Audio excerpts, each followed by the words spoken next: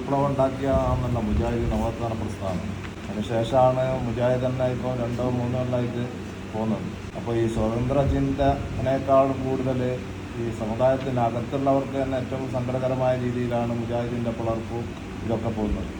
ഈ ഒരു പിളർപ്പെല്ലാം ഒന്ന് ചർച്ച ചെയ്തിട്ട് ഒരു സമൂഹത്തിനും സമുദായത്തിനും ഗുണകരമായ രീതിയിലേക്ക് മാറ്റിയെടുത്തിട്ട് ഈ ഒരു വിഷയത്തിലേക്ക് ഇറങ്ങുന്നത് കുറച്ചും കൂടി എഫക്റ്റീവായിരിക്കട്ടെ എന്നൊരു ചോദ്യമുണ്ട്.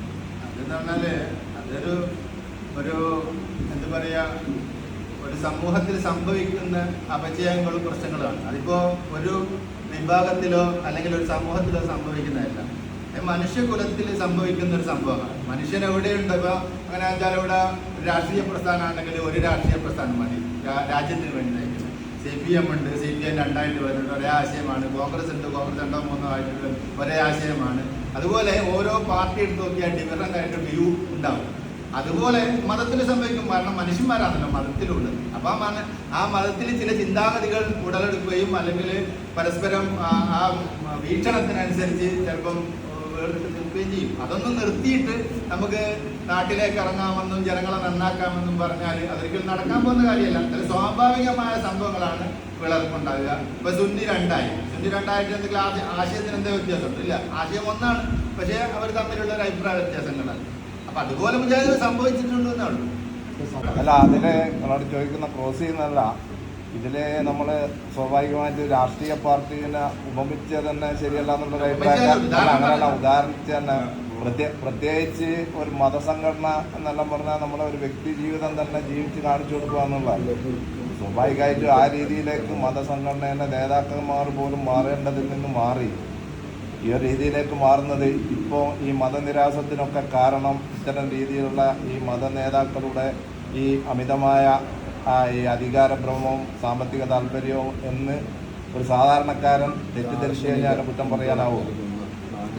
പല വീക്ഷണമാണ്. ഉദാഹരണം പ്രവാചകൻ നിങ്ങൾക്ക് അറിയാം, അറിഞ്ഞുകൊണ്ട് തന്നെ ആയിരിക്കും. പ്രവാചകൻ സല്ലല്ലാഹു അലൈഹി വസല്ലമയ്ക്ക് ശേഷം പ്രവാചകൻ സല്ലല്ലാഹു ഒരു സംഭവം, അതിനുശേഷം ഖുലഫാ റാഷിദുകൾ ജീവിച്ചല്ലോ.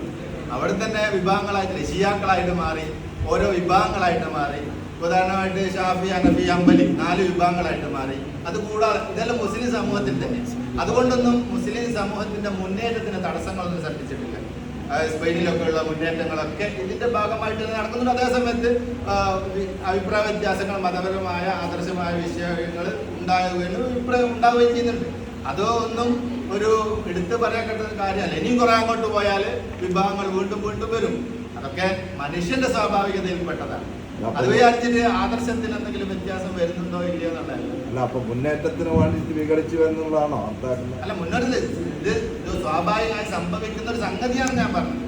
കാരണം ഏറ്റവും നമ്മൾ വിചാരിക്കുന്നത് ഏറ്റവും ഉത്തമരായ സമൂഹങ്ങളൊക്കെ പ്രവാചകന് തൊട്ട താഴെ തന്നെ നിൽക്കുന്ന സഹാബികളൊക്കെയാണ്. അവരിൽ തന്നെ ഭിന്നങ്ങളായ വീക്ഷണങ്ങളിൽ അഭിപ്രായ വ്യത്യാസങ്ങൾ വന്നിട്ട് ഭിന്നങ്ങളായിട്ട് മാറിയിട്ടുണ്ട്. ഉദാഹരണമായിട്ട് ലോകത്ത് തന്നെ നിലനിൽക്കുന്ന സുന്നി എന്നും ഷിയ എന്നും അല്ലേ, മുസ്ലിം വിഭാഗം തന്നെയാണ്, ഇസ്ലാം തന്നെയാണ്. പക്ഷേ കടുത്ത ശത്രുതയിലും അതുപോലെ തന്നെ അഭിപ്രായ വ്യത്യാസത്തിലും അതും അന്ന് ഉത്ഭവിച്ചത്. അപ്പൊ അതുകൊണ്ട് മുസ്ലിം സമൂഹത്തിലെ സുന്നി ഇസ്ലാം പറയുന്നത് സുന്നി ഷിയ എന്നുള്ള സുന്നി അതിലെന്തെങ്കിലും വ്യത്യാസമുണ്ടോ എന്ന് ചോദിച്ചാൽ ഇല്ല, അഭിപ്രായ വ്യത്യാസങ്ങൾ ഉണ്ടാവും കാലക്രമേണ. അതുപോലെ മുജാഹിദ് വിഭാഗത്തിൽ സംഭവിച്ചു എന്നുള്ളതല്ലാതെ സംഭവിച്ചത് ന്യായീകരിക്കുകയല്ല. അതേസമയത്ത് നിർഭാഗ്യകരമായ സംഭവം തന്നെയാണ്. പക്ഷെ സംഭവിക്കുന്നത് അങ്ങ് സംഭവിച്ചുകൊണ്ടിരിക്കുന്നതാണ്.